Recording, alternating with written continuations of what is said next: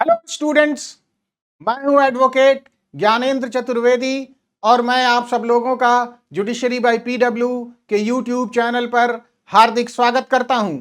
Students, आज मैं आप सब लोगों के समक्ष भारतीय न्याय संहिता 2023 पर हिंदी माध्यम में पूर्णतया निःशुल्क बैच लेकर फिर से उपस्थित हुआ हूं।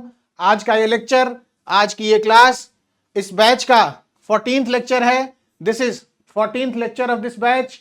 और आज के इस लेक्चर में हम लोग चोरी, झपटमारी और उद्दापन से संबंधित महत्वपूर्ण प्रावधानों के बारे में पढ़ेंगे।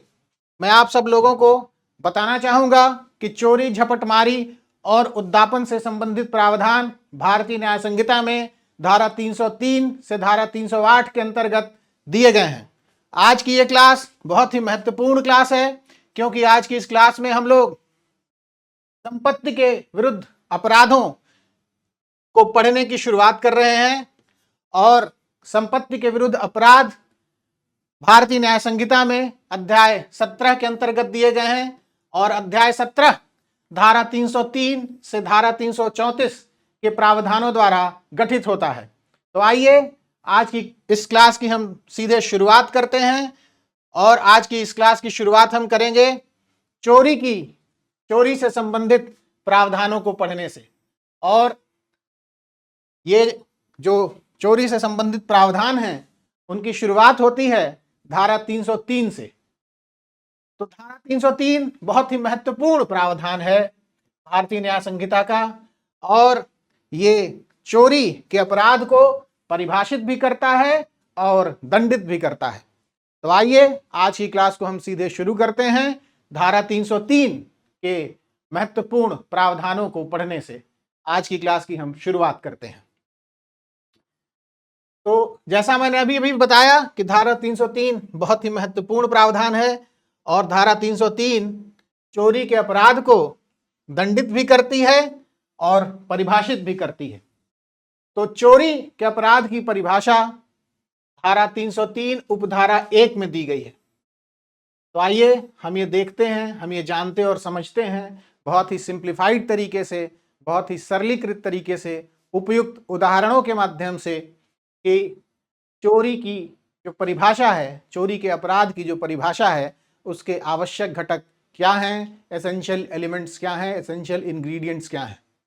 तो धारा 303 उपधारा 1 कुछ इस प्रकार उपबंधित करती है कि जो कोई किसी व्यक्ति के कब्जे में से, अर्थात पोजेशन में से, जो कोई किसी व्यक्ति के कब्जे में से उस व्यक्ति की सम्मति के बिना, without the consent of that person, जो कोई किसी व्यक्ति के कब्जे में से उस व्यक्ति की सम्मति के बिना कोई चल संपत्ति अर्थात मूवेबल प्रॉपर्टी, कोई चल संपत्ति बेईमानी से अर्थात डिसऑनेस्टली, कोई चल संपत्ति बेईमानी से लेने का आशय रखते हुए वह संपत्ति ऐसे लेने के लिए हटाता है, वह चोरी करता है, यह कहा जाता है। तो जैसा अक्सर होता है कि हिंदी के प्रावधानों को अगर बिल्कुल इंग्लिश के प्रावधानों के साथ ना पढ़ा जाए, इंग्लिश के कीवर्ड्स के साथ उनको कंबाइन न किया जाए, तो वो थोड़े क्लिष्ट समझ में आते हैं आजकल। तो इसलिए मैं अक्सर ये कोशिश करता हूं कि जब भी कोई महत्वपूर्ण प्रावधान मैं आप सब लोगों को समझाऊं, तो जो इंग्लिश के कीवर्ड्स हैं वो भी मैं जरूर ही इंक्लूड करूं अपने एक्सप्लेनेशन में। तो आइए ये जो परिभाषा है चोरी की, उसको हम लोग इंग्लिश के कीवर्ड्स के साथ भी एक बार दोबारा पढ़ते हैं। तो जो कोई किसी व्यक्ति के कब्जे में से उस व्यक्ति की सम्मति के बिना कोई चल संपत्ति बेईमानी से लेने का आशय रखते हुए वह संपत्ति ऐसे लेने के लिए हटाता है, वह चोरी करता है। अर्थात whoever intending to take dishonestly, मतलब बेईमानी से लेने का आशय रखते हुए, जो कोई बेईमानी से लेने का आशय रखते हुए, क्या लेने का आशय रखते हुए बेईमानी से?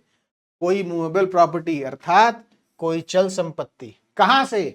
Out of the possession of any person, अर्थात किसी व्यक्ति के कब्जे में से इस प्रकार लेने के लिए विदाउट दैट पर्सन्स कंसेंट, अर्थात वो जो दूसरा व्यक्ति है उसकी सम्मति के बगैर उसके कब्जे में से लेने के लिए, बेईमानी पूर्वक लेने के लिए वो क्या कर रहा है, उस प्रॉपर्टी को हटा रहा है, मूव कर रहा है। अब हटाने के लिए जो कीवर्ड है इंग्लिश में वो है मूव, तो इस बात को बहुत ध्यान देने की जरूरत है। तो whoever intending to take dishonestly any movable property out of the possession of any person without that person's consent moves that property in order to such taking is said to commit theft। तो अब ये जो परिभाषा है ये भारतीय न्याय संहिता के जो बहुत ही महत्वपूर्ण प्रावधान हैं उनमें से एक बहुत ही महत्वपूर्ण प्रावधान चोरी की परिभाषा भी है। तो इस परिभाषा के जो भी आवश्यक घटक हैं उनको मैं आप सब लोगों को बार बार समझाऊंगा ताकि चीजें बिल्कुल स्पष्ट हो जाएं, क्लियर हो जाएं। तो आइए हम समझते हैं कि ये जो चोरी की परिभाषा है, चोरी के अपराध की परिभाषा जो धारा 303 उपधारा 1 के अंतर्गत दी गई है, उसके आवश्यक घटक क्या हैं, आवश्यक एलिमेंट्स क्या हैं। तो पहली बात यह है कि अपराधी क्या कर रहा है। अपराधी जो है एक चल संपत्ति अर्थात मूवेबल प्रॉपर्टी को हटा रहा है, मूव कर रहा है। तो सबसे जो बहुत ही इंपॉर्टेंट बात है वो क्या है कि चोरी के अपराध की विषय वस्तु हमेशा जो है वो क्या होगी, चल संपत्ति होगी। अचल संपत्ति नहीं हो सकती, चल संपत्ति ही चोरी के अपराध की विषय वस्तु है। अर्थात only a movable property can be the subject matter of the offence of theft. तो अपराधी क्या कर रहा है, किसी व्यक्ति के कब्जे में से, यानी कि किसी व्यक्ति के किसी दूसरे व्यक्ति के कब्जे में से अर्थात उस व्यक्ति के पोजेशन में से, पीड़ित व्यक्ति की पोजेशन से वो क्या कर रहा है, उस पीड़ित व्यक्ति की सम्मति के बिना कोई चल संपत्ति मूवेबल प्रॉपर्टी बेईमानी से लेने का आशय रखते हुए, उसका ये इंटेंशन है कि वो उसको जो है he intends to take that property dishonestly। वो क्या करता है, इस प्रकार बेईमानी से लेने का आशय रखते हुए वो संपत्ति जो है इस प्रकार लेने के लिए हटाता है, वो मूव करता है। हटाता है अर्थात मूव करता है। तो अगर ये सारे ही आवश्यक घटक किसी दी हुई परिस्थिति में विद्यमान हैं तो यह कहा जाएगा कि चोरी का अपराध उस व्यक्ति द्वारा, उस अपराधी द्वारा कारित कर दिया गया है। तो आइए ये जो चोरी के अपराध की परिभाषा है उसके आवश्यक घटकों को हम बुलेट पॉइंट्स के माध्यम से और ज़्यादा सिंप्लीफाई करके और ज़्यादा सरलीकृत करके और ज़्यादा जो है समराइज करके एक बार फिर से समझने की कोशिश करते हैं। तो यदि कोई व्यक्ति किसी अन्य व्यक्ति के कब्जे में रखी चल संपत्ति, तो यहाँ पे ये बहुत ही इंपॉर्टेंट बात है, आप ये समझिए कि अक्सर लोगों को भ्रम भी रहता है, छात्रों को भ्रम भी रहता है, तो वो भ्रम यहाँ से दूर हो जाएगा कि चोरी का अपराध वो जो अपराध है वो कब्जे के विरुद्ध अपराध है। मतलब अगर इसको मैं इंग्लिश भाषा में समझाऊं तो ये कहा जा सकता है कि the offence of theft is an offence against possession not against ownership. अर्थात चोरी का अपराध कब्जे के विरुद्ध किया जाता है, ना कि स्वामित्व के विरुद्ध। So the offense of theft is committed against possession, not against ownership। तो जो चोरी का अपराध है वो कब्जे के विरुद्ध होता है, ना कि स्वामित्व के विरुद्ध, ओनरशिप के विरुद्ध। तो अपराधी क्या कर रहा है, यदि वो जो अपराधी है किसी अन्य व्यक्ति के कब्जे में रखी चल संपत्ति को उस व्यक्ति की सम्मति के बिना, कंसेंट के बिना बेईमानी से लेने का आशय रखते हुए, इंटेंडिंग टू टेक डिसऑनेस्टली, बेईमानी से लेने का आशय रखते हुए उस संपत्ति को ऐसे लेने के लिए हटाता है, moves in order to such taking.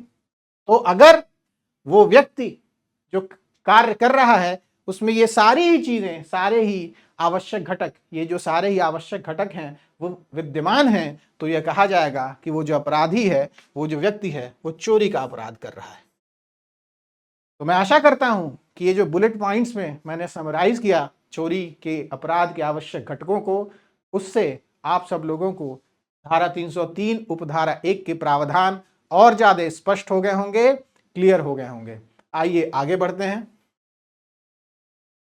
तो आइए अब ये जो धारा 303 उपधारा 1 के जो प्रावधान है, जो परिभाषा है, अभी तक जो हमने पढ़ा, जो परिभाषा है उसके आवश्यक जो घटक हैं, उन आवश्यक घटकों को हम एक उपयुक्त उदाहरण के माध्यम से भी समझने की कोशिश करते हैं।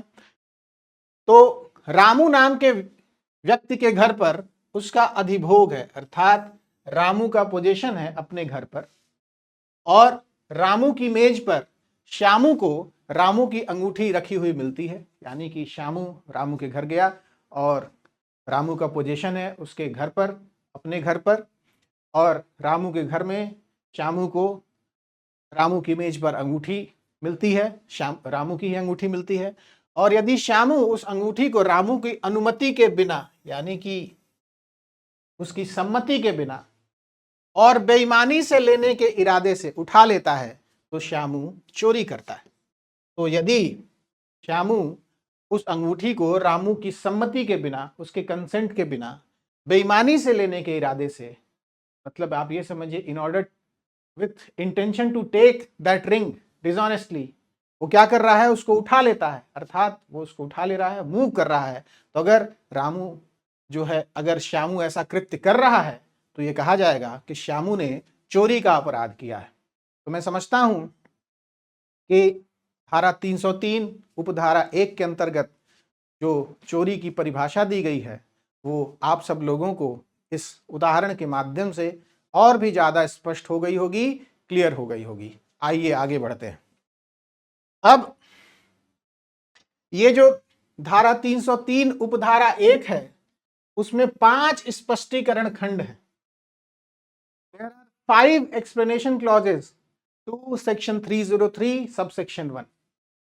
अब ये जो 5 स्पष्टीकरण खंड हैं, ये जो परिभाषा दी गई है धारा 303 उपधारा 1 के अंतर्गत, उसको और भी ज्यादा स्पष्टीकृत करते हैं, उसको और भी ज्यादा क्लैरिफाई करते हैं। तो आइए ये जितने भी स्पष्टीकरण हैं, ये जो 5 स्पष्टीकरण हैं, हम इन 5 स्पष्टीकरण के जो प्रावधान हैं उनको हम एक एक करके सिलसिलेवार तरीके से समझने और जानने की कोशिश करते हैं।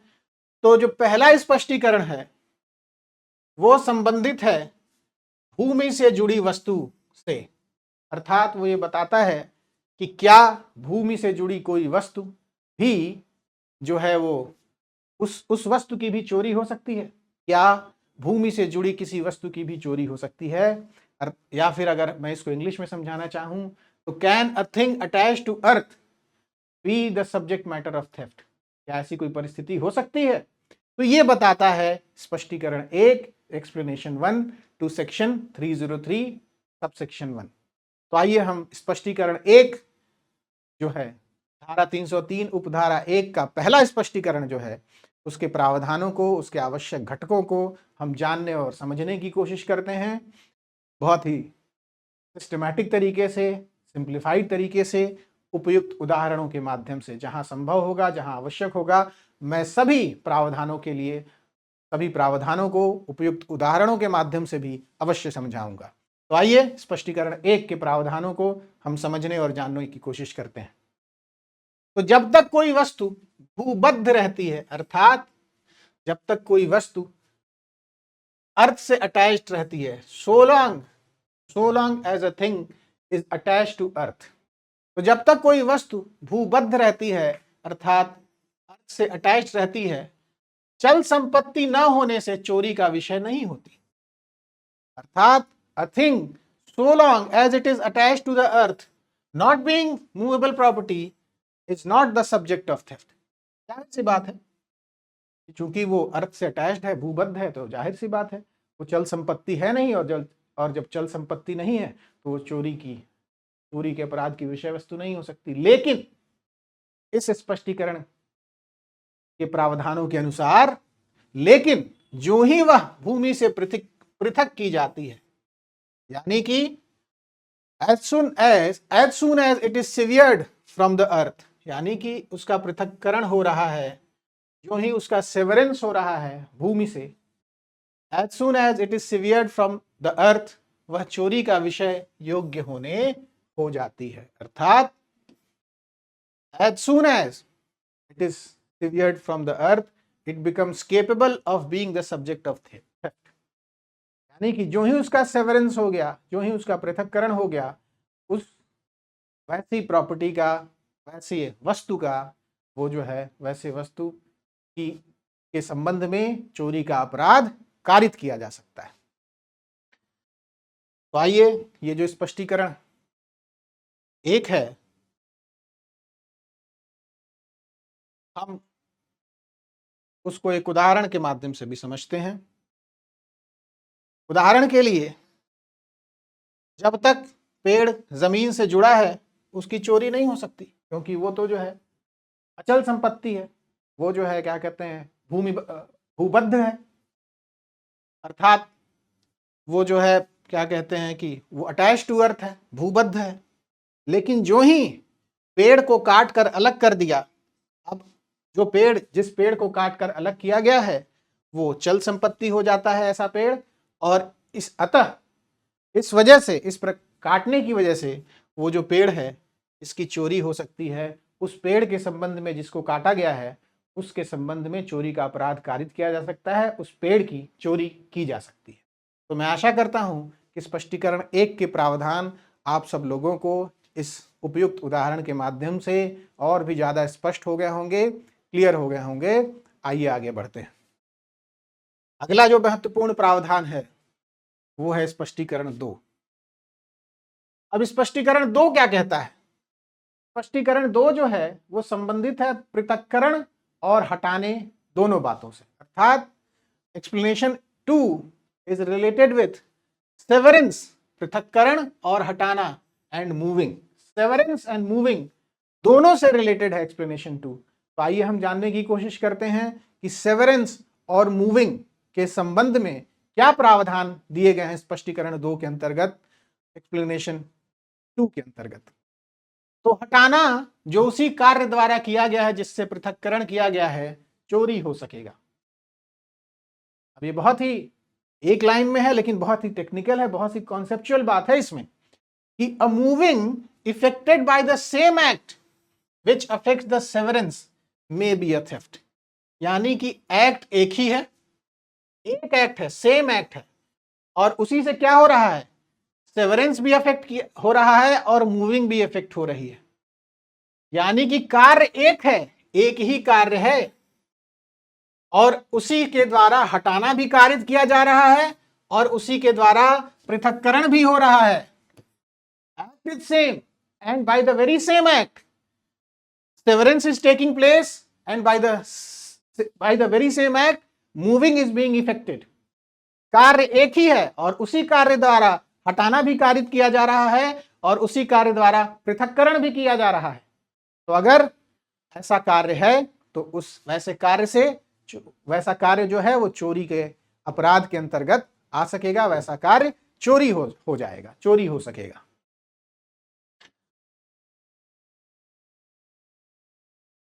अब ये जो स्पष्टीकरण 2 है ये क्लोजली इंटर रिलेटेड है। बिल्कुल आप ये समझिए कि ये जो प्रावधान है स्पष्टीकरण 2 का वो और ज्यादा क्लियर हो जाएगा जब हम स्पष्टीकरण 3 के प्रावधानों को पढ़ेंगे।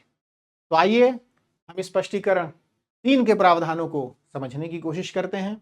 कब कहा जाएगा कि हटाना कारित किया गया?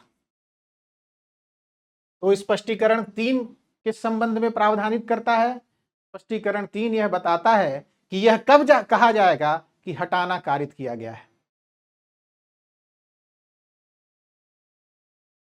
अर्थात यह कब कहा जाएगा कि अ थिंग, ये कब कहा जा सकता है कि a person has caused a thing to move। ये कब कहा जा सकता है? ये कब कहा जा सकता है कि किसी व्यक्ति ने, जो अपराधी है, उसने हटाना कारित किया है किसी वस्तु का।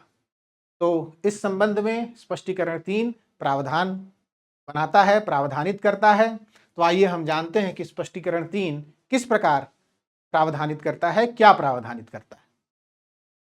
तो स्पष्टीकरण 3 के अनुसार कोई व्यक्ति किसी चीज का हटाना कारित करता है, यह कहा जाता है कब? इन 3 परिस्थितियों में। कब कहा जाता है? कोई व्यक्ति किसी चीज का हटाना कारित किया जाता है, कोई व्यक्ति किसी चीज का हटाना कारित करता है या कहा जाता है person is said to cause a thing to move. कब? जब वह उस बाधा को हटाता है जो उस चीज को हटाने से रोके हुए हो। अर्थात a person is said to cause a thing to move when he removes an obstacle which prevented it from moving. पहली परिस्थिति है कि जब वो जो ऑब्स्टेकल है, जो जिस ऑब्स्टेकल ने उसके मूवमेंट को प्रिवेंट किया था, अगर वो ऑब्स्टेकल ही हटा दिया जाए तो ये कहा जाएगा कि जो है हटाना कारित हो गया है, moving has been effected, moving has been caused. या फिर जब वह उस चीज को किसी दूसरी चीज से पृथक कर दे, अर्थात by separating it from any other thing, तथा जब वह वास्तव में उसे हटाता है और as well as by actually moving it. तो कब कहा जा सकता है? When a person is said to cause a thing to move, in 3 circumstances a person can be said to cause a thing to move. पहला है by removing an obstacle which prevented it from moving, दूसरा है by separating it from any other thing, और तीसरा है by actually moving it। तो 3 परिस्थितियां हैं जिनके अंतर्गत ये कहा जाएगा किसी व्यक्ति ने हटाना कारित किया है किसी वस्तु का। तो इसी बात को अगर हिंदी में मुझे फिर से समझाना हो, फिर से समराइज करना हो, तो कुछ इस प्रकार कहा जा सकता है कि किसी चीज का हटाना कारित करना कहा जाएगा जब इन 3 परिस्थितियों में से कोई एक परिस्थिति विद्यमान होगी। पहली परिस्थिति क्या है कि जब अपराधी उस बाधा को हटाता है जो उस वस्तु को हटाने से रोक रही थी, अर्थात the offender removes an obstacle which prevented it from moving. तो उसने क्या किया? उस बाधा को ही हटा दिया जो उसका मूवमेंट रोक रही थी। तो जो ही बाधा को हटाया गया, ये कहा जाएगा कि मूवमेंट जो है, movement has been effected, movement has been caused, हटाना कारित कर दिया गया। तो किसी चीज का हटाना कारित करना कहा जाएगा, जैसा मैंने भी बताया, इन तीन परिस्थितियों में से किसी भी एक दी हुई परिस्थिति में। पहला है कि उस बाधा को हटाना जो उस वस्तु को हटाने से रोक रही थी, removing N obstacle which prevented that particular thing from moving. दूसरा है वह उस वस्तु को किसी दूसरे चीज से अलग करना, अर्थात by separating that particular thing from any other thing, तो सेवरेंस या सेपरेशन। और तीसरा है जब वह उस वस्तु को वास्तव में हटाता हो, अर्थात when he actually moves it. तो वो कौन सी 3 परिस्थितियां हैं जब कहा जाएगा कि वो जो व्यक्ति विशेष है, वो जो अपराधी है, उसने हटाना कारित किया है? तो पहली परिस्थिति ये है कि जब वह उस बाधा को हटा दे जो उस वस्तु को हटाने से रोक रही थी। दूसरी परिस्थिति है कि वह उस वस्तु को किसी दूसरी वस्तु से अलग कर दे, पृथक कर दे, उसका सेवरेंस कर दे, उसको सेपरेट कर दे। और तीसरी परिस्थिति है कि जब वह उस वस्तु को वास्तव में हटा दे, अर्थात जब उस पर्टिकुलर थिंग को वो एक्चुअली मूव कर दे। तो इन तीनों ही परिस्थितियों में ये कहा जाएगा कि जो अपराधी है उसने हटाना कारित किया है। और ये परिस्थितियां दी गई हैं स्पष्टीकरण 3 के अंतर्गत। आइए आगे बढ़ते हैं और स्पष्टीकरण 1, 2 और 3 के प्रावधानों को हम एक उपयुक्त उदाहरण के माध्यम से समझने की कोशिश करते हैं। मैं बिल्कुल आश्वस्त हूं कि स्पष्टीकरण 1, 2 और 3 के प्रावधान आप सब लोगों को इस उदाहरण के माध्यम से और भी ज्यादा स्पष्ट हो जाएंगे, क्लियर हो जाएंगे। तो आइए इस उदाहरण को हम देखते हैं। तो उदाहरण स्वरूप, रामू की जमीन पर एक पेड़ है। श्यामू रामू की अनुमति के बिना उस पेड़ को बेईमानी से लेने के इरादे से काट देता है। जैसे ही पेड़ जमीन से अलग हुआ, वह चल संपत्ति बन गया। किस प्रावधान के अनुसार? स्पष्टीकरण 1 के प्रावधान के अनुसार। तो जब तक पेड़ भूबद्ध था, जब तक वो अटैच टू अर्थ था, तब तक वो जो है अचल संपत्ति था। लेकिन जैसे श्यामू ने इस पेड़ को जमीन से अलग किया, इस पेड़ का सेवरेंस किया, वह चल संपत्ति बन गया, मूवेबल प्रॉपर्टी बन गया। किस प्रावधान के अनुसार? स्पष्टीकरण 1 के प्रावधान के अनुसार। और जैसे ही श्यामू ने इस प्रकार लेने के लिए, अर्थात बेईमानी से लेने के लिए उस वृक्ष को पृथक किया, अर्थात उसका सेवरेंस किया, उसने उस वृक्ष को हटाया। किस प्रावधान के अनुसार? स्पष्टीकरण 3 के प्रावधान के अनुसार। और स्पष्टीकरण 2 के प्रावधान के अनुसार इस प्रकार उसने चोरी का अपराध कारित किया। तो इस प्रावधान में स्पष्टीकरण 1, 2 और 3, ये जो तीनों स्पष्टीकरण हैं, ये इसके सभी आवश्यक घटक आप सब लोगों को बिल्कुल स्पष्ट हो गए होंगे, मैं ये आशा करता हूं। तो आइए आगे बढ़ते हैं। अब जो अगला प्रावधान है वो है धारा 303 उपधारा 1 का चौथा स्पष्टीकरण, फोर्थ एक्सप्लेनेशन, स्पष्टीकरण 4। और स्पष्टीकरण 4 संबंधित है जीव जंतु के हटाए जाने से। तो आइए हम जानने की कोशिश करते हैं कि स्पष्टीकरण 4 क्या प्रावधानित करता है, क्या उपबंधित करता है। तो स्पष्टीकरण 4 के अनुसार वह व्यक्ति जो किसी साधन द्वारा, बाय एनी मीन्स, किसी जीव जंतु का हटाना कारित करता है, उस जीव जंतु को हटाता है, यह कहा जाता है। अर्थात a person who by any means causes an animal to move is said to move that animal। जाहिर सी बात है कि किसी साधन द्वारा अगर एक व्यक्ति जो है किसी जीव जंतु को हटा रहा है तो यह कहा जाएगा कि वह उस जीव जंतु को हटा रहा है। और साथ ही साथ यह भी कहा जाता है कि वह ऐसी प्रत्येक चीज को हटाता है जो इस प्रकार उत्पन्न की गई गति के परिणाम स्वरूप उस जीव जंतु द्वारा हटाई गई है। तो ये थोड़ा सा टेक्निकल लग रहा होगा, लेकिन जब मैं इंग्लिश के कीवर्ड्स के साथ आप सब लोगों को समझाऊंगा तो बिल्कुल चीजें स्पष्ट हो जाएंगी। और ये जो प्रावधान है स्पष्टीकरण 4 का, उसको मैं उपयुक्त उदाहरणों के माध्यम से भी समझाऊंगा तो चीजें और ज्यादा स्पष्ट हो जाएंगी। तो और यह कहा जाता है कि वह ऐसी प्रत्येक चीज को हटाता है जो इस प्रकार उत्पन्न की गई गति के परिणाम स्वरूप उस जीव जंतु द्वारा हटाई जाती है। अर्थात and he is also said to move everything which in consequence of the motion so caused, motion कहाँ कॉज किया गया है? उस जीव जंतु में, उस एनिमल में।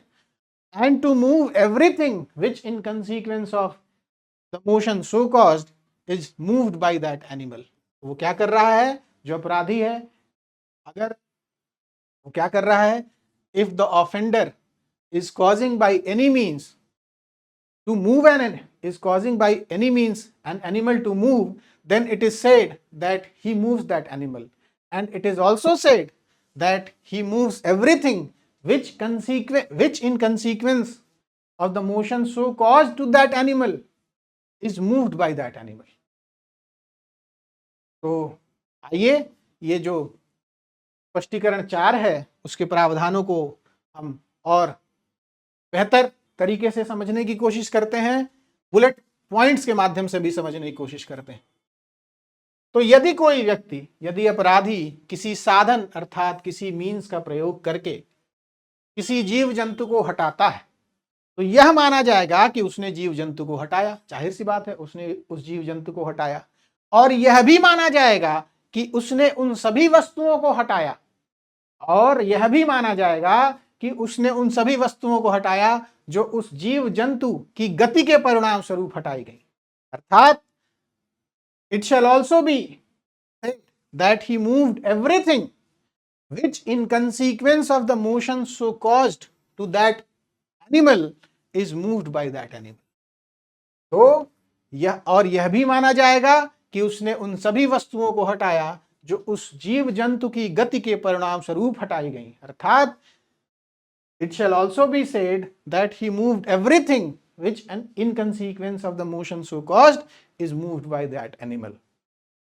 तो ये कब कहा जाएगा कि जो है किसी व्यक्ति ने किसी जीव जंतु को हटाया है, किसी व्यक्ति द्वारा किसी जीव जंतु का हटाना कारित किया गया है। तो यदि वो व्यक्ति किसी साधन का उपयोग करके किसी जीव जंतु को हटाता है तो यह कहा जाएगा, यह माना जाएगा कि उसने उस जीव जंतु को हटाया, और साथ ही साथ यह भी माना जाएगा कि उसने उन सभी वस्तुओं को हटाया जो उस जीव जंतु की गति के परिणाम स्वरूप हटाई गई थी।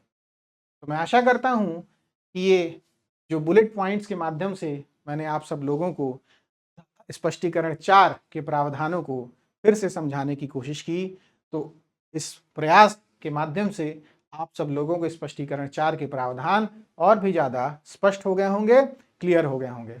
आइए स्पष्टीकरण 4 के प्रावधानों को हम उपयुक्त उदाहरणों के माध्यम से भी समझने की कोशिश करते हैं। तो उदाहरण स्वरूप, रामू अपनी जेब में रोटी का टुकड़ा रखता है, वह ऐसा इसलिए करता है कि श्यामू के कुत्ते उसके पीछे चलने लगे। उसका ऐसा आशय है रामू का। यदि रामू का इरादा है कि श्यामू की अनुमति के बिना, अर्थात उसकी सम्मति के बिना, श्यामू के कब्जे से, उसके पोजीशन से उसके कुत्तों को बेईमानी से ले ले, तो जैसे ही कुत्ते रामू के पीछे चलना शुरू करते हैं, यह माना जाएगा कि रामू ने उन कुत्तों को हटाया और उसका यह कार्य चोरी कहलाएगा। तो मैं आशा करता हूं कि इस उदाहरण के माध्यम से आप सब लोगों को स्पष्टीकरण 4 के प्रावधान और भी ज्यादा स्पष्ट हो गए होंगे, क्लियर हो गए होंगे। आइए एक और उदाहरण के माध्यम से भी हम स्पष्टीकरण 4 के प्रावधानों को समझने और जानने की कोशिश करते हैं। तो उदाहरण के लिए, एक बैल मूल्यवान वस्तुओं की पेटी अर्थात अ बॉक्स ऑफ ट्रेजर्स ले जा रहा है। एक बैल है जिसके ऊपर एक बॉक्स ऑफ ट्रेजर रखा हुआ है, और वो बैल उस बॉक्स ऑफ ट्रेजर को, मूल्यवान वस्तुओं की पेटी को ले जा रहा है, और मोहन उस बैल को एक खास दिशा में हाँकता है। एक पर्टिकुलर डायरेक्शन में मोहन उस बैल को हाँकता है ताकि वह पेटी को बेईमानी से ले जा सके।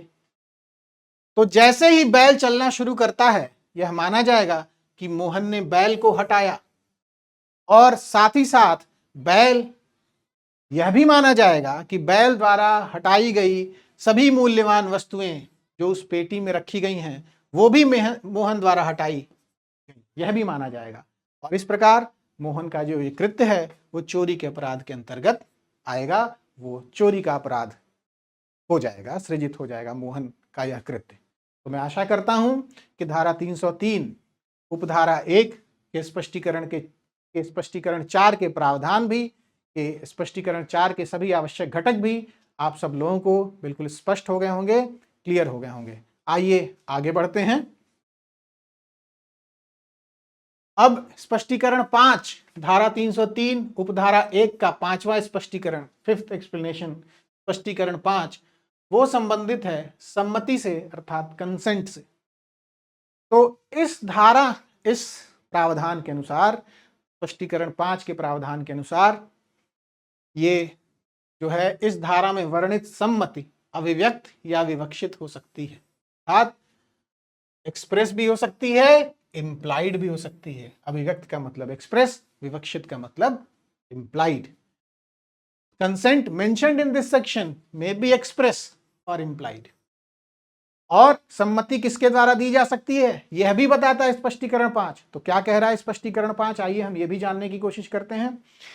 सम्मति किसके द्वारा दी जा सकती है, ये इस संबंध में क्या कह रहा है स्पष्टीकरण 5। तो सम्मति कब्जा रखने वाले व्यक्ति द्वारा दी जा सकती है, अर्थात may be given by the person in position, यानी consent may be given by the person in position. या फिर अभिव्यक्त या विवक्षित प्राधिकार रखने वाले व्यक्ति द्वारा भी दी जा सकती है, अर्थात may also be given by any person having an express और इम्प्लाइड अथॉरिटी। तो संपत्ति का स्वरूप सम्मति का स्वरूप कैसा होगा, कंसेंट का स्वरूप कैसा होगा, वो अभिव्यक्त भी हो सकती है, एक्सप्रेस भी हो सकती है, विवक्षित भी हो सकती है, इम्प्लाइड भी हो सकती है। सम्मति किसके द्वारा दी जा सकती है, या तो उस व्यक्ति द्वारा जिसके पास कब्जा है, अ पर्सन इन पोजेशन, या फिर उसके द्वारा जिसके पास अभिव्यक्त या विवक्षित प्राधिकार है, अर्थात it may also be given by any person having an express और इम्प्लाइड अथॉरिटी। तो मैं आशा करता हूं कि स्पष्टीकरण 5 के सभी आवश्यक घटक आप सब लोगों को बिल्कुल स्पष्ट हो गए होंगे, क्लियर हो गए होंगे। आइए आगे बढ़ते हैं। अब जो अगला प्रावधान है वो है धारा 303 उपधारा 2, और धारा 303 उपधारा 2 वो दंड का प्रावधान है। दंड से संबंधित प्रावधान इस उपधारा में दिए गए हैं। धारा 303 उपधारा 2 के अंतर्गत दंड से संबंधित प्रावधान दिए गए हैं, और इसमें 3 परिस्थितियों के अनुसार दंड का प्रावधान दिया गया है। तो आइए हम जानते हैं कि वो कौन सी 3 परिस्थितियां हैं जिनके अंतर्गत दंड के प्रावधान दिए गए हैं धारा 303 उपधारा 2 के अंतर्गत, और विभिन्न दंड क्या हैं इन 3 विभिन्न परिस्थितियों में, हम ये भी जानने की कोशिश करते हैं। तो सामान्य परिस्थिति, इस परिस्थिति के अनुसार यदि कोई व्यक्ति चोरी करता है तो उसे अधिकतम 3 वर्ष तक के कारावास से या जुर्माने से या दोनों से दंडित किया जाएगा। पहली परिस्थिति है। दूसरी परिस्थिति क्या है? दूसरी परिस्थिति संबंधित है द्वितीय या पश्चातवर्ती दोष सिद्धि से, अर्थात सेकेंड और सब्सीक्वेंट कन्विक्शन। दूसरी जो परिस्थिति है, second circumstance is related with second और सब्सीक्वेंट कन्विक्शन। दूसरी परिस्थिति संबद्ध है द्वितीय या पश्चातवर्ती दोष सिद्धि से। तो द्वितीय या पश्चातवर्ती दोष सिद्धि की स्थिति में जो अपराधी है उसे कठिन कारावास से दंडित किया जाएगा, और कठिन कारावास की न्यूनतम अवधि 1 वर्ष होगी और अधिकतम 5 वर्ष होगी, और साथ ही साथ वो जुर्माने का भी दायी होगा। ऐसा अपराधी जुर्माने का भी दायी होगा।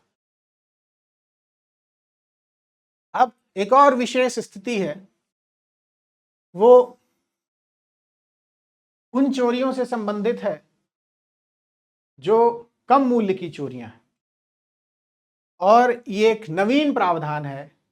ये जो प्रावधान है ये नया प्रावधान है। तो आइए, ये आईपीसी में ऐसा प्रावधान नहीं था। ये जो प्रावधान है ये नवीन रूप से सृजित किया गया है भारतीय न्याय संहिता के अंतर्गत। तो आइए, ये जो प्रावधान है हम इस प्रावधान को भी जानने की कोशिश करते हैं, समझने की कोशिश करते हैं। तो यदि चोरी की गई संपत्ति का मूल्य 5,000 रुपए से कम है और व्यक्ति पहली बार दोष सिद्ध हुआ है, यानी कि he has been convicted for the first time, पहली बार उसकी दोष सिद्धि हुई है, पहली बार उसका कन्विक्शन हुआ है, तो चोरी की गई संपत्ति के मूल्य को वापस करने पर या संपत्ति को प्रत्यावर्तित करने पर, अर्थात on return of the value of the property, चोरी की गई संपत्ति के मूल्य को वापस करने पर, अर्थात on return of the value of the property और on restoration of the stolen property, या तो उसको रेस्टोर कर दे अर्थात प्रत्यावर्तित कर दे। रेस्टोरेशन का मतलब है प्रत्यावर्तन। तो या तो जो चोरी की हुई संपत्ति है उसको रिस्टोर कर दे, प्रत्यावर्तित कर दे, या फिर उसकी वैल्यू को रिटर्न कर दे। इन दोनों ही परिस्थिति में, और साथ ही साथ वो जो अपराधी है, इन दोनों में से कोई एक परिस्थिति विद्यमान हो, और साथ ही साथ जो चोरी की गई संपत्ति हो उसका मूल्य 5,000 से कम हो, और साथ ही साथ जो अपराधी वो पहली बार दोष सिद्ध हुआ हो, पहली बार कन्विक्ट हुआ हो।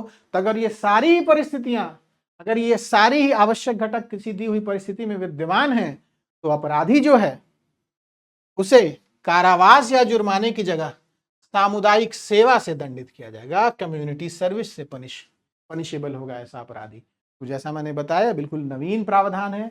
सामुदायिक सेवा से दंडित करने का प्रावधान चोरी के अपराध के संबंध में ये नया प्रावधान है, जो विशेष रूप से भारतीय न्याय संहिता की धारा 303 उपधारा 2 के अंतर्गत दिया गया है। तो मैं आशा करता हूं कि धारा 303 उपधारा 2 के प्रावधान भी आप सब लोगों को बिल्कुल स्पष्ट हो गए होंगे। आइए आगे बढ़ते हैं, और जो अगला महत्वपूर्ण प्रावधान है वो है धारा 304। और धारा 304 परिभाषित और दंडित करता है झपटमारी के अपराध को, अर्थात section 304 defines and punishes the offence of snatching. तो जो परिभाषा है झपटमारी की वो दी गई है धारा 304 उपधारा 1 में। तो आइए झपटमारी की परिभाषा के सभी आवश्यक घटकों को हम जानने और समझने की कोशिश करते हैं। तो धारा 304 उपधारा 1 के अनुसार चोरी झपटमारी है। अर्थात ये जो फ्रेज है इससे यह बिल्कुल स्पष्ट हो गया कि चोरी झपटमारी है। इसका अर्थ है कि चोरी में अगर कुछ और एडिशनल एलिमेंट्स मिला दिए जाएं, कुछ और अतिरिक्त तत्व मिला दिए जाएं, तो वही चोरी का अपराध, झपटमारी का अपराध बन जाता है। और वो तत्व कौन से हैं? यही तत्व वो दिए गए हैं धारा 304 उपधारा 1 के अंतर्गत। तो चोरी झपटमारी है यदि चोरी करने के लिए अपराधी अचानक या शीघ्रता से या बलपूर्वक किसी व्यक्ति से या उसके कब्जे में से किसी चल संपत्ति को क्या कर रहा है? किसी चल संपत्ति को अभिग्रहण कर रहा है, या प्राप्त कर रहा है, या छीन रहा है, या ले रहा है। तो theft is snatching if in order to commit theft, अर्थात चोरी करने के लिए, if in order to commit theft the offender suddenly अर्थात अचानक, और क्विकली अर्थात शीघ्रता से, और फोर्सिबली अर्थात बलपूर्वक, बल से क्या करता है? द ऑफेंडर सडनली और क्विकली और फोर्सिबली सीजेस अर्थात अभिग्रहण कर रहा है, और सिक्योर प्राप्त कर रहा है, ग्रैब छीन रहा है, और टेक्स अवे ले रहा है, फ्रॉम एनी पर्सन और from his position any movable property. तो जो अपराधी है वो क्या कर रहा है? झपटमारी के अपराध के लिए क्या आवश्यक घटक हैं कि जो अपराधी है चोरी करने के लिए अचानक या शीघ्रता से या बलपूर्वक अर्थात सडनली, क्विकली और फोर्सिबली किसी व्यक्ति से या उसके कब्जे में से चल संपत्ति, यार अर्थात फ्रॉम एनी पर्सन और from his possession any movable property. इस प्रकार जो है मूवेबल प्रॉपर्टी को वो क्या कर रहा है? वो अभिग्रहण कर रहा है, अर्थात उसको सीज कर रहा है, प्राप्त कर रहा है अर्थात उसको सिक्योर कर ले रहा है, या छीन रहा है उसको ग्रैब कर ले रहा है, या फिर उसको ले रहा है अर्थात ही टेक्स अवे। तो अगर ये सारे ही आवश्यक घटक किसी दी हुई परिस्थिति में विद्यमान हैं, किसी चोरी के संबंध में विद्यमान हैं, तो वो कहा जाएगा कि ऐसी चोरी झपटमारी है। तो मैं आशा करता हूं कि धारा 304 उपधारा 1 के सभी महत्वपूर्ण घटक आप सब लोगों को बिल्कुल स्पष्ट हो गए होंगे, क्लियर हो गए होंगे। आइए आगे बढ़ते हैं। अब दंड का क्या प्रावधान है? दंड का प्रावधान दिया गया है धारा 304 उपधारा 2 के अंतर्गत। तो धारा 304 उपधारा 2 के अनुसार जो कोई झपटमारी करता है वह दोनों में से किसी भांति के कारावास से, जिसकी अवधि 3 वर्ष तक की हो सकेगी, दंडित किया जाएगा और जुर्माने का भी दायी होगा। अर्थात जो अपराधी है वो 3 वर्ष तक के कारावास से और साथ ही साथ जुर्माने से दंडित किया जा सकेगा। जो अपराधी है अधिकतम 3 वर्ष तक के कारावास से या और जुर्माने से दंडित किया जाएगा। तो जो जुर्माने की देयता है वो दंड के साथ साथ ही होगी, अर्थात जो अपराधी है वो 3 वर्ष तक के कारावास से दंडित भी किया जाएगा और साथ ही साथ जुर्माने का भी दायी होगा। अगला जो बहुत ही महत्वपूर्ण प्रावधान है वो है धारा 308, और धारा 308 संबंधित है उद्दापन से अर्थात एक्सटॉर्शन से।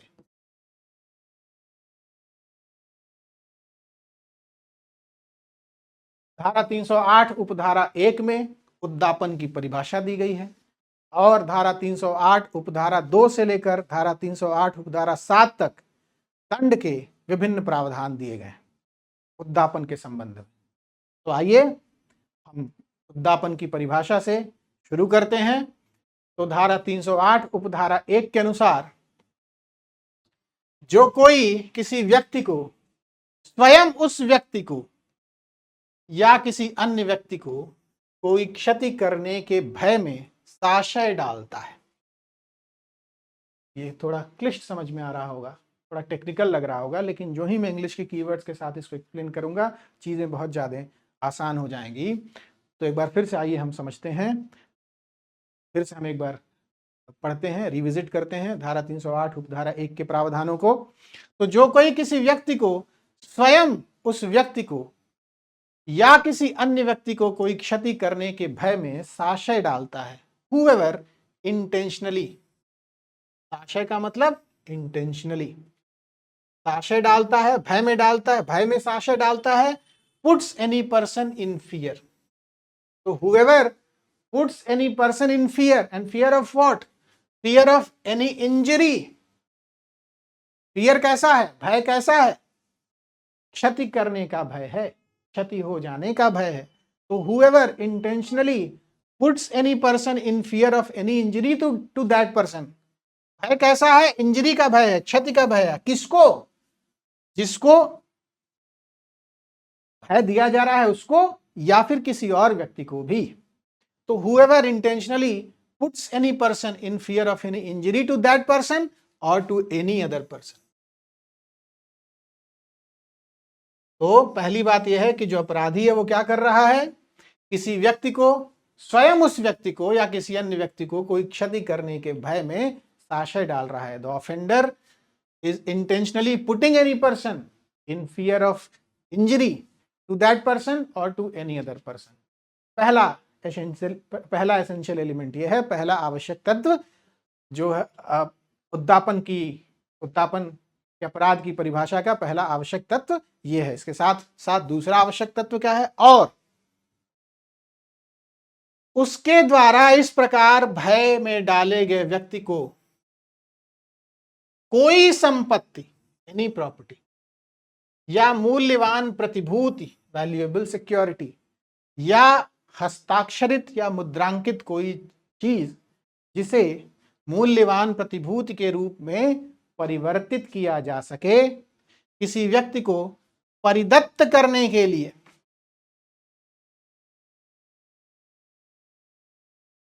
बेईमानी से उत्प्रेरित करता है। वह क्या करता है, वह उद्दापन करता है। तो पहले तो वो संशय भय में डाल रहा है जो पीड़ित व्यक्ति है उसको, और उसके बाद क्या कर रहा है, इस प्रकार भय में डाले गए व्यक्ति को कोई संपत्ति अर्थात एनी प्रॉपर्टी, या मूल्यवान प्रतिभूति अर्थात वैल्यूएबल सिक्योरिटी, या हस्ताक्षरित या मुद्रांकित कोई चीज जिसे मूल्यवान प्रतिभूति में परिवर्तित किया जा सके, एनीथिंग साइंड हस्ताक्षरित और sealed मुद्रांकित, anything signed or sealed which may be converted into a valuable security। वो क्या कर रहा है, वो जो है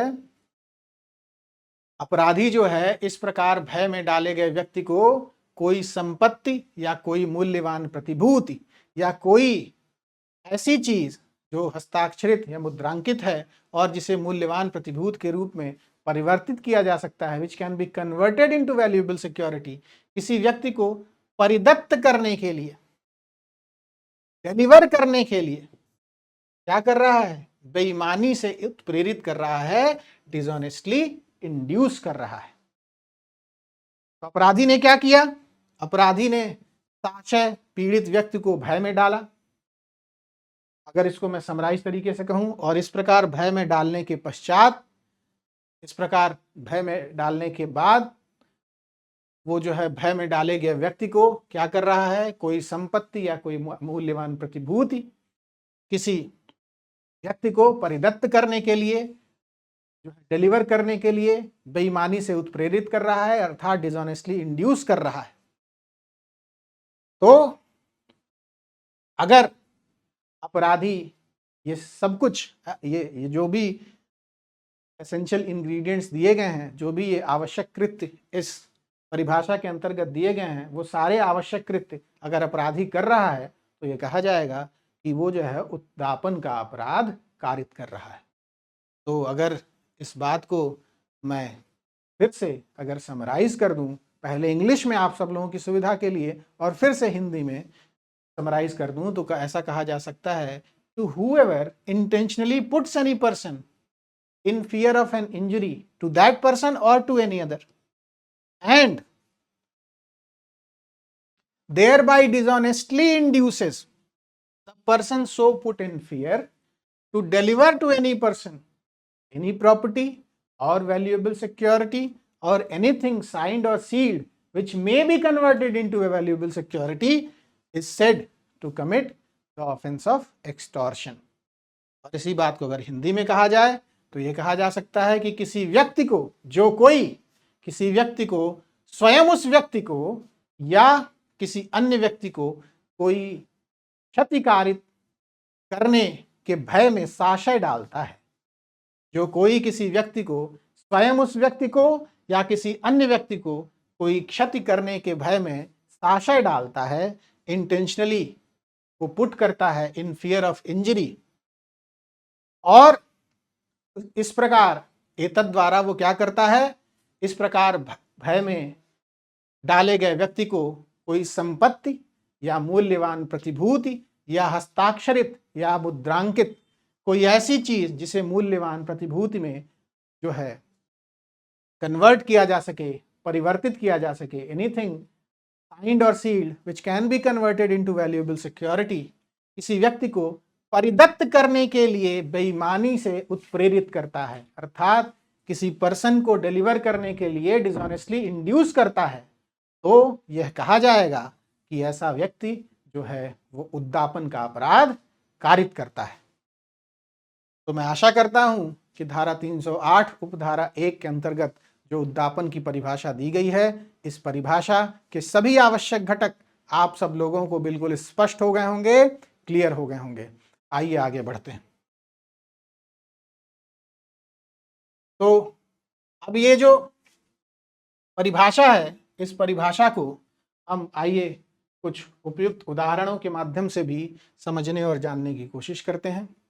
तो रामू ने श्यामू को धमकी दी कि यदि श्यामू ने उसे पैसे नहीं दिए तो वह श्यामू के बारे में अखबार में मानहानिकारक लेख प्रकाशित करेगा, वो पब्लिश करेगा एक डिफेमेटरी आर्टिकल।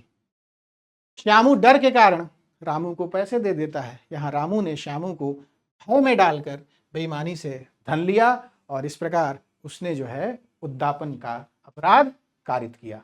मैं आशा करता हूँ इस उदाहरण के माध्यम से आप सब लोगों को उद्दापन की परिभाषा के सभी आवश्यक घटक और भी ज़्यादा स्पष्ट हो गए होंगे और भी ज़्यादा क्लियर हो गए होंगे। आइए एक और उदाहरण के माध्यम से भी हम इस परिभाषा को समझने और जानने की कोशिश करते हैं। मोहन ने सोहन को धमकी दी, यदि सोहन ने उसे धन देने के लिए एक वचन पत्र पर हस्ताक्षर करके नहीं दिया, अर्थात एक प्रॉमिसरी नोट साइन करके नहीं दिया, तो वह सोहन के बच्चे को गलत तरीके से कैद कर लेगा, रॉन्गफुली कन्फाइन कर लेगा। सोहन डर के कारण वचन पत्र पर हस्ताक्षर करके मोहन को दे देता है। यहाँ मोहन ने सोहन को भय में डालकर बेईमानी से मूल्यवान प्रतिभूति प्राप्त की और इस प्रकार उसने उद्दापन का अपराध कारित किया।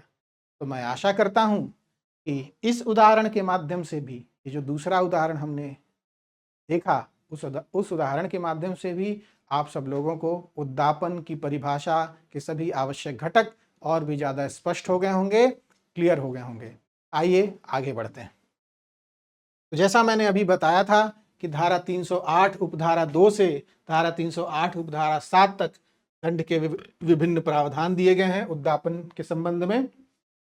तो धारा 308 उपधारा 2 के अनुसार जो कोई उद्दापन करता है वह 7 वर्ष तक के कारावास से या जुर्माने से या दोनों से दंडित किया जाएगा। तो ये दंड के संबंध में पहला प्रावधान है कि जो कोई भी उद्दापन कर रहा है वह 7 वर्ष तक के कारावास से या जुर्माने से या दोनों से दंडित किया जाएगा। आइए अब हम ये देखते हैं कि धारा 308 उपधारा 3 क्या प्रावधानित करती है। जो कोई धारा 308 उपधारा 3 के अनुसार जो कोई उद्दापन करने के लिए किसी व्यक्ति को किसी क्षति के पहुंचाने के भय में डालता है या भय में डालने का प्रयत्न करता है। Whoever, in order to the committing of theft, extortion, whoever, in order to the committing of extortion, puts any person in fear, वो क्या कर रहा है? भय में डाल रहा है या फिर भय में डालने का प्रयत्न कर रहा है। किस लिए? उद्दापन करने के लिए। तो अगर अपराधी उद्दापन करने के लिए किसी व्यक्ति को क्षति पहुंचाने के भय में डाल रहा है या भय में डालने का प्रयत्न कर रहा है, puts any person in fear or attempts to put any person in fear, then, तो उस परिस्थिति में जो अपराधी है 2 वर्ष तक के कारावास से या जुर्माने से या दोनों से दंडित किया जाएगा। तो मैं आशा करता हूं कि धारा 308 उपधारा 3 के प्रावधान भी आप सब लोगों को बिल्कुल स्पष्ट हो गए होंगे, क्लियर हो गए होंगे। आइए आगे बढ़ते हैं। धारा 308 उपधारा 4 के अनुसार जो कोई उद्दापन करने के लिए किसी व्यक्ति को स्वयं उसकी या किसी अन्य व्यक्ति की मृत्यु, घोर उपहति, मृत्यु या घोर उपहति के भय में डालता है या भय में डालने का प्रयत्न करता है, तो जो अपराधी है वो क्या कर रहा है? पीड़ित व्यक्ति को या फिर किसी अन्य व्यक्ति को भी क्या कर रहा है? मृत्यु या घोर उपहति के भय में डाल रहा है या फिर मृत्यु या घोर उपहति के भय में डालने का प्रयत्न कर रहा है। अर्थात the offender in order to the committing of extortion puts or attempts to put any person in fear of death or of grievous hurt to that person और टू एनी अदर। तो भय कैसा है? मृत्यु का या घोर उपहति का। किस लिए कारित किया जा रहा है? उद्दापन करने के लिए, in order to the committing of theft.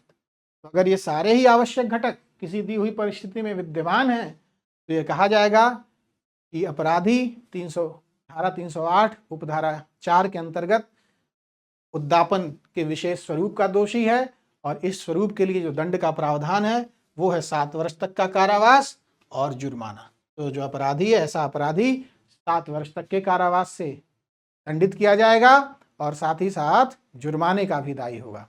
आइए आगे बढ़ते हैं। अगला जो प्रावधान है वो है धारा 308 उपधारा 5 और धारा 308 उपधारा 5 के अनुसार जो कोई किसी व्यक्ति को स्वयं उसकी या किसी अन्य व्यक्ति की मृत्यु या घोर उपहति के भय में डालकर उद्दापन करता है, वहां उद्दापन करने के लिए ऐसा कर रहा था अपराधी, वहां धारा 308 उपधारा 4 के अंतर्गत अपराधी उद्दापन करने के लिए ऐसा भय कारित कर रहा था या फिर ऐसा भय कारित करने का प्रयास कर रहा था, मृत्यु या घोर उपहति का भय कारित कर रहा था या फिर मृत्यु या घोर उपहति का भय कारित करने का प्रयास कर रहा था, प्रयत्न कर रहा था।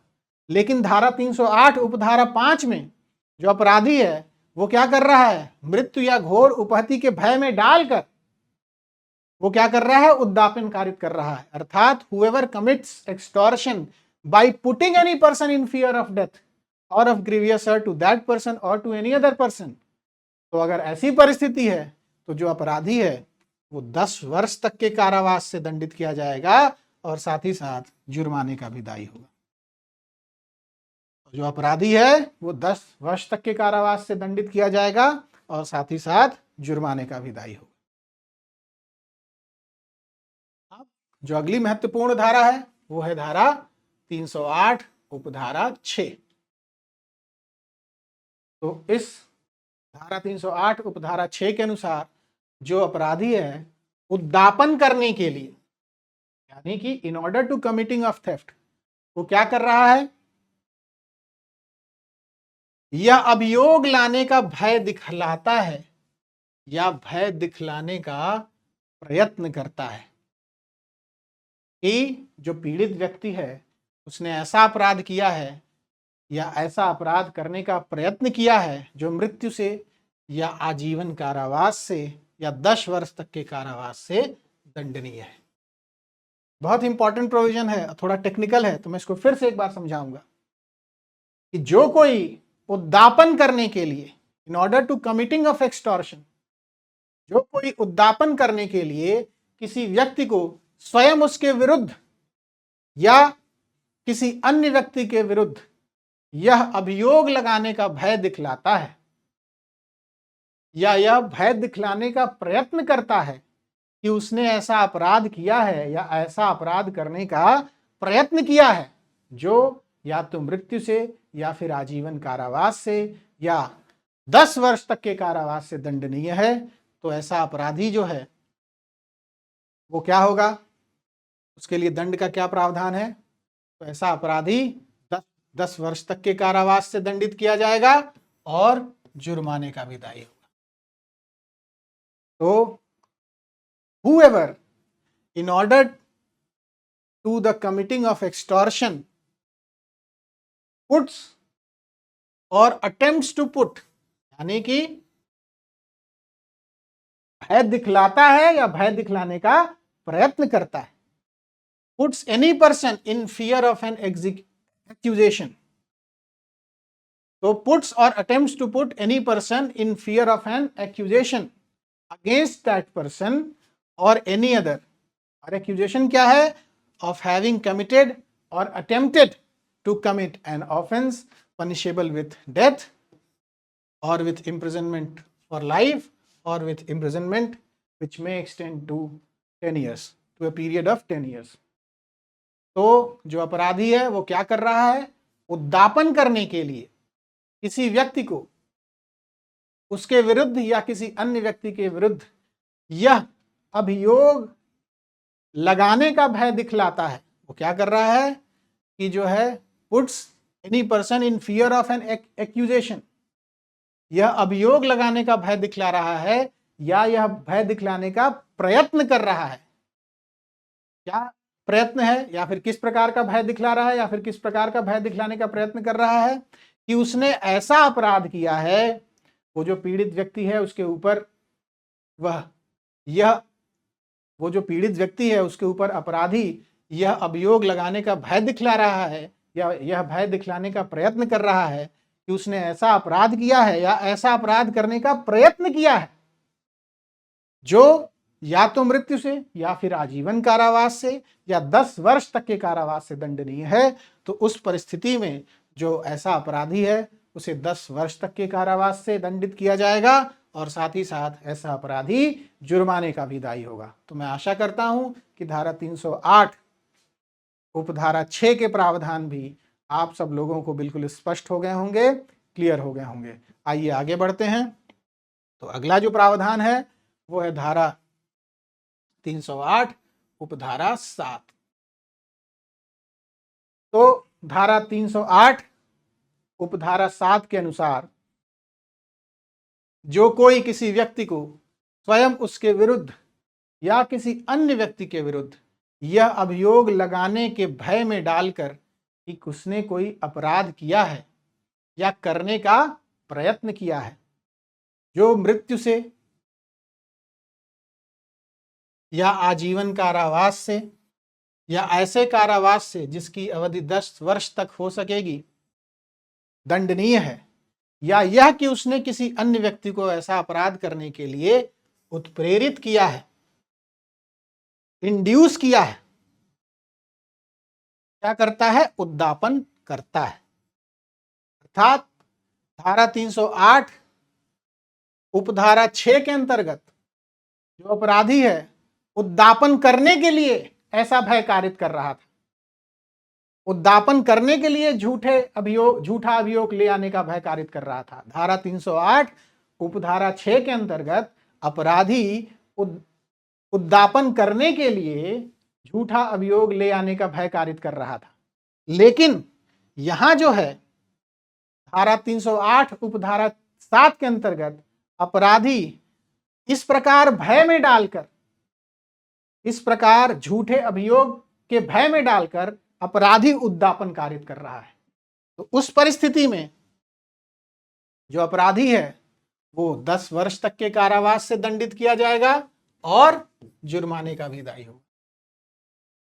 तो दोनों में अंतर एक बहुत ही इंपॉर्टेंट, बहुत ही महत्वपूर्ण अंतर धारा 308 उपधारा 6 और धारा 308 उपधारा 7 में एक बहुत ही महत्वपूर्ण अंतर यह है कि धारा 308 उपधारा 6 के अंतर्गत अपराधी झूठे अभियोग का भय इसलिए कारित कर रहा है कि उद्दापन कारित किया जा सके, और धारा 308 उपधारा 7 के अंतर्गत अपराधी ऐसा भय कारित करके, झूठे अभियोग का भय कारित करके उद्दापन कारित कर रहा है। तो धारा 308 उपधारा 7 के अनुसार अगर जो अपराधी है किसी व्यक्ति को स्वयं उसके विरुद्ध या किसी अन्य व्यक्ति के विरुद्ध यह अभियोग लगाने के भय में डालकर कि उसने कोई ऐसा अपराध किया है या ऐसा अपराध करने का प्रयत्न किया है जो या तो मृत्यु से या आजीवन कारावास से या ऐसे कारावास से जिसकी अवधि 10 वर्ष तक की हो सकेगी दंडनीय है, या यह कि उसने किसी अन्य व्यक्ति को ऐसा अपराध करने के लिए उत्प्रेरित किया है। तो इस प्रकार वो भय में डालकर अगर अपराधी उद्दापन कर रहा है तो वो क्या होगा, वो जो है ऐसा अपराधी धारा 308 उपधारा 7 के अनुसार 10 वर्ष तक के कारावास से दंडित किया जाएगा और साथ ही साथ जुर्माने का भी दायी होगा। ये अब आगे बढ़ते हैं और एक जो बहुत ही महत्वपूर्ण बात है जिसको हमें इस क्लास में डिस्कस करना है वो है चोरी और उद्दापन में मुख्य अंतर क्या क्या है। तो आइए हम ये भी जानने की कोशिश करते हैं कि चोरी और उद्दापन में मुख्य अंतर क्या क्या है। What are the key differences between theft and extortion. तो जैसा कि अभी हम लोगों ने देखा कि चोरी के अपराध में किसी व्यक्ति की चल संपत्ति को उसकी सहमति के बिना और बेईमानी पूर्वक हटाया जाता है, जबकि उद्दापन में, एक्सटॉर्शन में किसी व्यक्ति को क्षति के भय में डालकर उससे संपत्ति या मूल्यवान प्रतिभूति प्राप्त की जाती है। तो चोरी में जो है क्या किया जाता है, अपराधी क्या करता है, किसी व्यक्ति की चल संपत्ति को उसकी सहमति के बिना बेईमानी पूर्वक हटाता है, और उद्दापन में, एक्सटॉर्शन में जो अपराधी है किसी व्यक्ति को क्षति के भय में डालकर उससे संपत्ति या मूल्यवान प्रतिभूति अर्थात वैल्यूएबल सिक्योरिटी प्राप्त करता है। तो एक और जो अगला जो बहुत ही महत्वपूर्ण की डिफरेंस है वो क्या है, अगला जो बहुत ही महत्वपूर्ण अंतर है, अगला जो बहुत ही इंपॉर्टेंट की डिफरेंस है वो क्या है कि चल संपत्ति ही चोरी के अपराध का विषय वस्तु हो सकती है। केवल मूवेबल प्रॉपर्टी ही only